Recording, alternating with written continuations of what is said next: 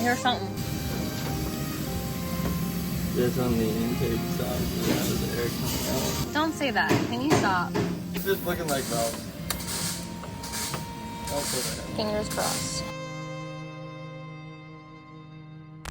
We have our first major issue with the E46 Pro Car, you guys. The car actually has been parked since it was last driven at Sonoma in December for their Winter Jam and Winter FD shootout, which, by the way, that's where I won my FD license, yo. Like, that weekend was insane, and the car went through it. The format for that weekend not only was like a jam session and there was tons of different tracks open and open layouts, but there was also the FD shootout to win a Pro Spec license, and it was 2 back-to-back top 32 competitions. We pretty much went all the way, both of them, so like that car was running non-stop. It was just Donnie crewing on the car, and we won the FD license. So if you guys were paying attention a couple months prior to that, it was on a press release that I had already gotten my FD Pro Spec license because I did petition, but it felt pretty sick to earn it and like get it so now no one can say nothing. You can't tell me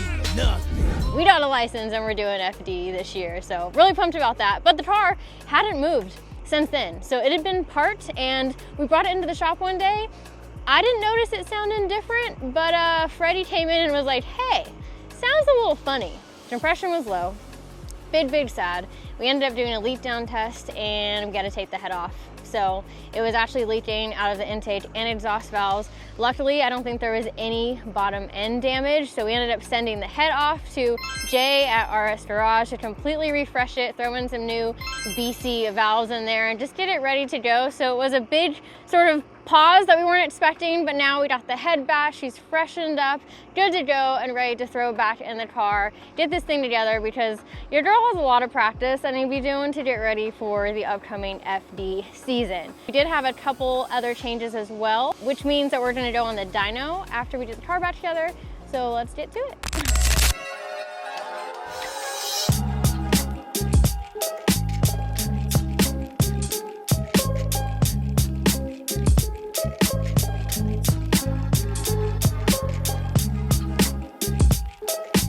Alright guys, today we're gonna be putting back together Collette's E46 2JZ.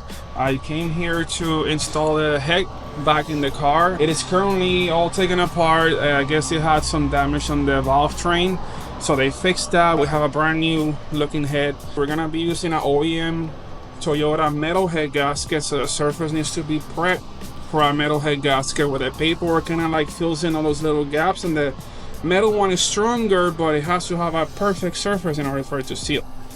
Then over here we have all the old parts. I've been assessing kind of like what we have, any gaskets that we might need. I already noticed we needed like a gasket for the water neck. I needed an intake manifold gasket. I also noticed, you know, like cam seals are pretty bad, so I got some freshies for that. And we're gonna make sure this engine works 100% with no leaks. May 24th, it's going down for Slush Motorsports Festival at Pikes Peak International Raceway. I'm coming back. I had such a good time last year. I got to drift with a lot of you. We're also doing a bunch of car show awards as well, and I can't wait to go back and send it. So you can get tickets now using the link in the description below, and I will see you there.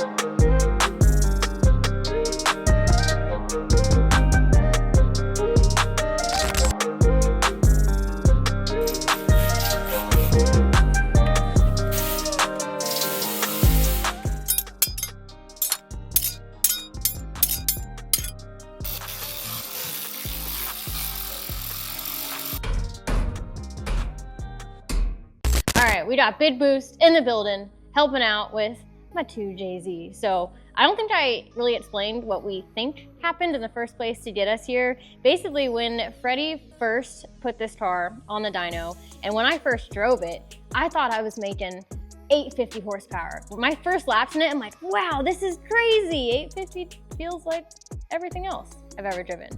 And the problem was it was really making like 500. So we really think that before it was way under timed, and that also causes a lot of heat. So then when Freddie got everything sorted, and we also threw nitrous, anti-lag at it, all the things to make it absolutely incredible, just those two extremes in heat building, I don't know, over time just caused a lot of excess wear and heat and ended up messing up all the valves. So that's sort of what we're thinking was the journey to get here, but now we're totally refreshed, brand new refreshed head. Thank you again to Jay at RS Garage. And we got fresh BC parts in there as well. We have their valve guides and all new BC valves thrown in there as well. Upgrading to the BC valve guides for one reason, it handles heat better, right? You were having issues with heat.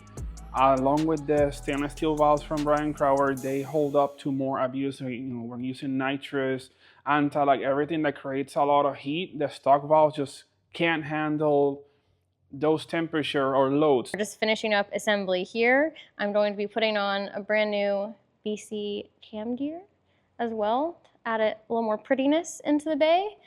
And I think that's a signature element. Every 2J should have a Brian Crower cam gear.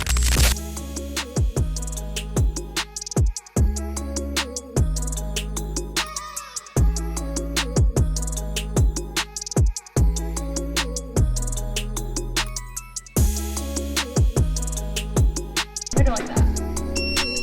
Oh, there she is.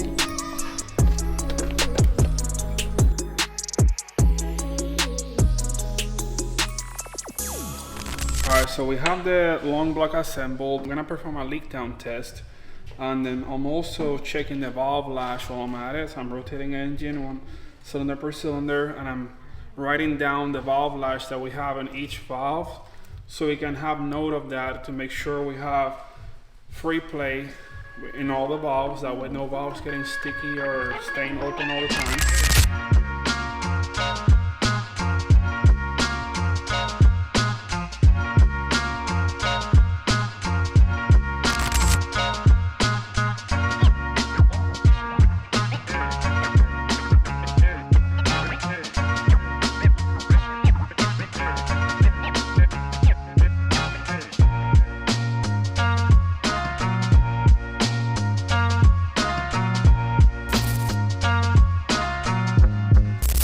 Our engine and everything is back, reassembled and beautiful again. This was actually the first time that I've touched or done anything on this car in the engine bay. Literally right when I bought the car, and I've just been to comp. So like, I don't really know anything that's happening in here. So it was really fun getting to reassemble everything and kind of learn my car a bit more. Alberto was also finding things that need to be fixed or replaced anyway, so that's just good that we know we got it taken care of. So now we're going to start it up again, and then after this, get on the dyno with Freddie.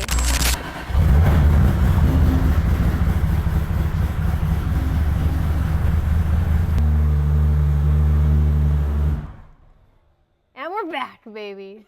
Hopefully. And we can't really step on it or anything right now or let it get up to temp. We have to still add some water in, and we need a whole new tune now that we have a bigger hot side and different injectors. I haven't driven this thing since Sonoma. It's been way too long, and we got FD around the corner. So in the same video, we'll do some test laps around the compound.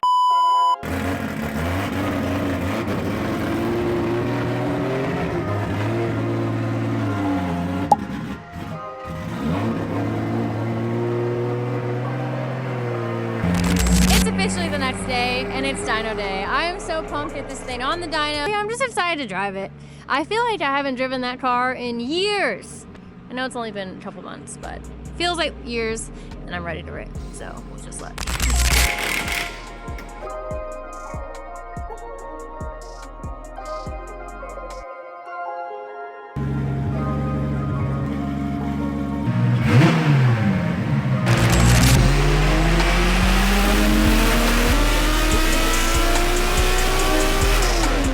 We removed Colette's propane injectors, aka the 2000cc injector, and we put DW 1500s, which are ethanol compatible, they don't rust. And then we went from an 82 turbine housing to a 106.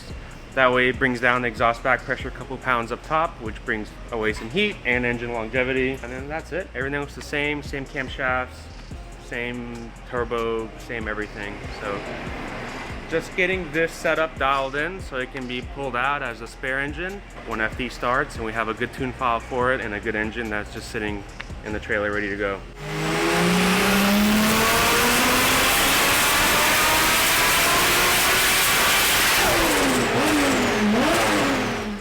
Our final number without nitrous, 784. I think we were about 778 or something like that last time. So obviously not a huge difference, but the engine is a lot happier and Freddie's happy with that number and where we're at. Now, we were gonna move on to doing the same couple pulls now with nitrous to see how the car likes it.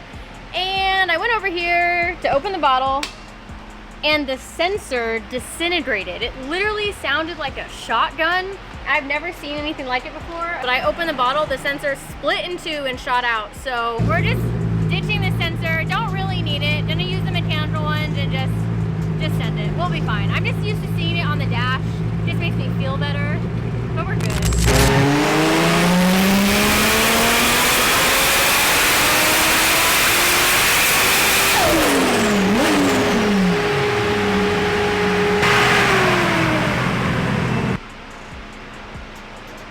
This is Freddie letting me know that he's taking away some of my anti-lag. Yeah. Can't take away some of it. I feel like you're like parents coming in.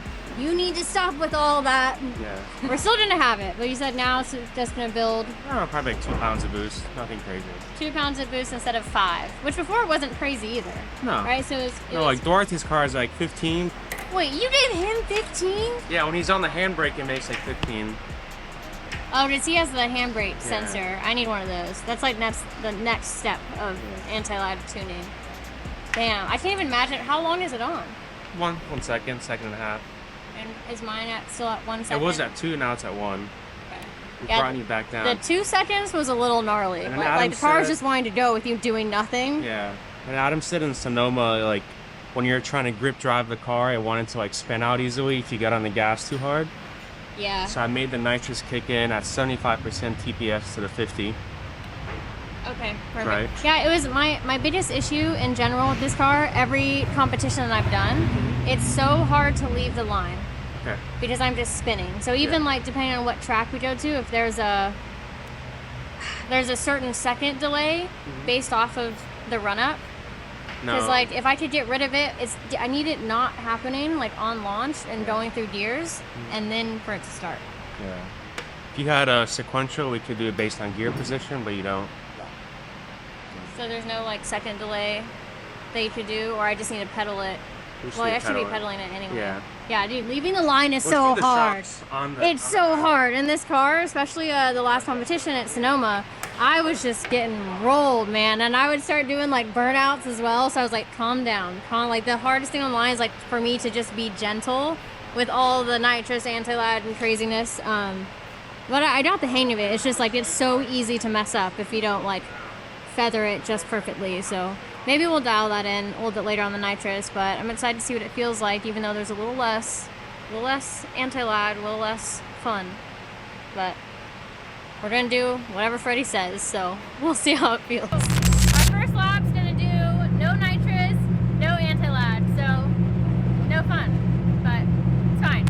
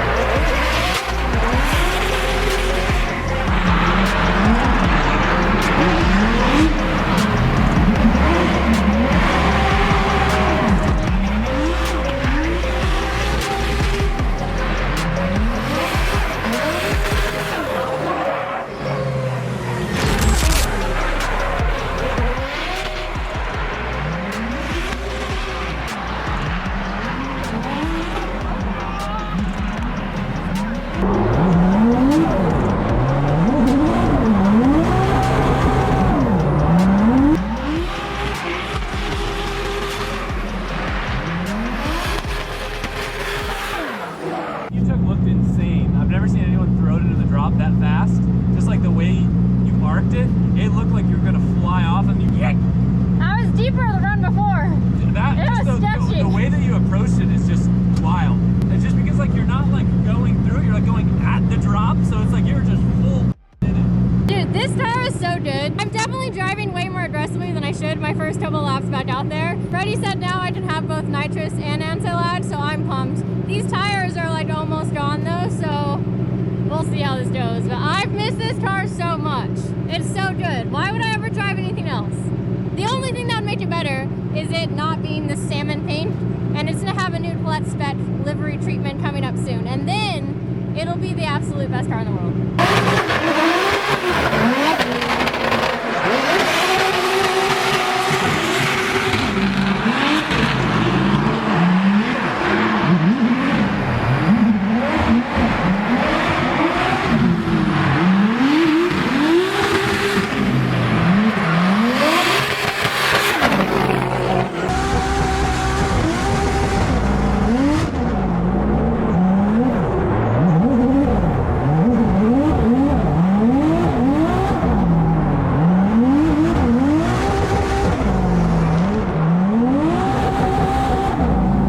Car's so good. It just feels good to be back driving it. I think it was getting in my head having gone so long without driving this thing, and obviously like we're getting closer and closer to FD time. Getting the car 100% has been a big priority and focus. So basically the plan with this current engine is to get as much seat time, as much events in as possible before we throw in my FD engine, which I'm going to tell you guys more about later in another video. Not only am I going to be a part of the actual building process of this new engine, but it's a pretty big deal, and I'm super stoked about it. So this is going to end up being like the practice engine, practice one for now. I really want to put it in another practice E46 just so I can get more and more comfortable with this chassis. Goal is to just drive as much as possible, so I'm pumped. This package already feels so amazing, so I can't even imagine a better engine package, but that's what's coming up.